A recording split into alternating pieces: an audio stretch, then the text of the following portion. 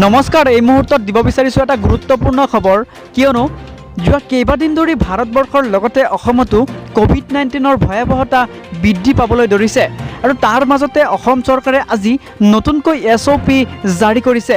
এই নতুনকৈ জাৰি কৰা SOPত কি আছে সেই বিষয়ে আপোনালোকৰ মাজত সম্পূৰ্ণকৈ আলোচনা কৰিম। গতিকে ভিডিঅ'টো সম্পূৰ্ণকৈ চাব আৰু আপুনি যদি চেনেলটোত নতুনকৈ আহিছে তেনেহ'লে চেনেলটো ছাবস্ক্ৰাইব কৰিব।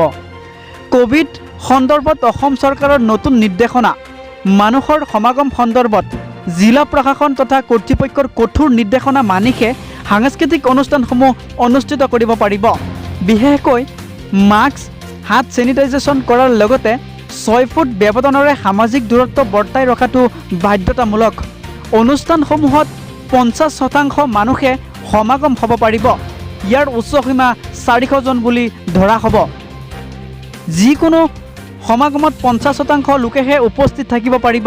বিবাহ অনুষ্ঠানকে ধৰি ব্যক্তিগত অনুষ্ঠানসমূহত সৰ্বাধিক 100 জন লোকহে উপস্থিত থাকিব পাৰিব।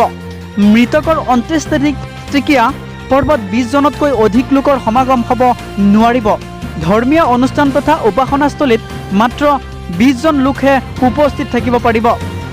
আৰু লগতে উল্লেখ কৰিছে যে চৰকাৰী আৰু বেচৰকাৰী সন্দৰ্ভত ভাৰ্চুৱেল আৰু গৃহৰ পৰাই কাম কৰিব পাৰিলে ভাল। বিষয়াসকলৰ বাহিৰে কাৰ্যালয়ৰ 50% কৰ্মচাৰীহে উপস্থিত থাকিব পাৰিব।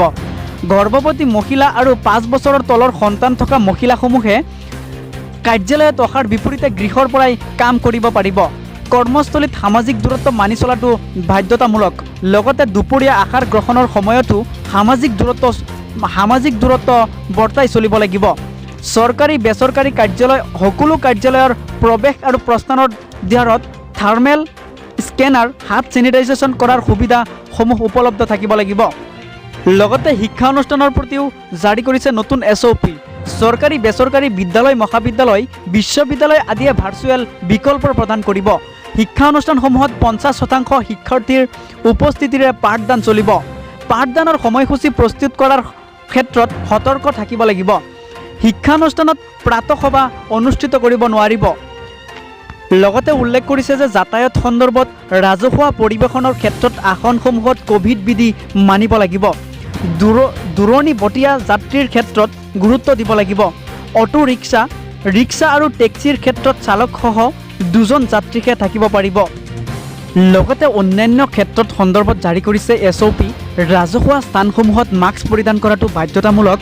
গ্ৰাহকসকলে দোকানসমূহত নিম্নতম 6 ফুট ব্যৱধানেৰে সামাজিক দূৰত্ব মানিব লাগিব। লগতে দোকান স্বত্বাধিকাৰীয়ে দোকানৰ সন্মুখত হাত চেনিটাইজেশ্যন কৰাৰ সুব্যৱস্থা কৰিব লাগিব। দোকানী আৰু গ্ৰাহক উভয়ে মাস্ক আৰু হাত মোজা পিন্ধিব লাগিব। এই ক্ষেত্ৰত দোকানৰ স্বত্বাধিকাৰীয়ে গুৰুত্ব দিব লাগিব। চেলুন, বিউটি পাৰ্লাৰ আদিত কঠোৰভাৱে নীতি নিয়ম পালন কৰিহে সেৱা আগবঢ়াব পাৰিব। মাস্ক, হাত মোজা পিন্ধাটো বাধ্যতামূলক। দৈনিক সাপ্তাহিক বজাৰ, ঘৰুৱা সহায় ব্যৱস্থাৰ ক্ষেত্ৰত ASDMে জাৰি কৰা পৰামৰ্শ কঠোৰভাৱে বলবৎ কৰা হ'ব। আইনী ব্যৱস্থা সন্দৰ্ভত উপৰোক্ত নিৰ্দেশনাসমূহ অমান্য কৰিলে দুৰ্যোগ প্ৰশমন আইন 2005ৰ দণ্ডবিধি 188ৰ ভিত্তিত গ্ৰহণ কৰা হ'ব শাস্তিমূলক ব্যৱস্থা। লগতে মাস্ক পৰিধান নকৰিলে 1000 টকা জৰিমনা বিশা হ'ব। এয়া আছিল অসম চৰকাৰে ঘোষণা কৰা নতুন SOP।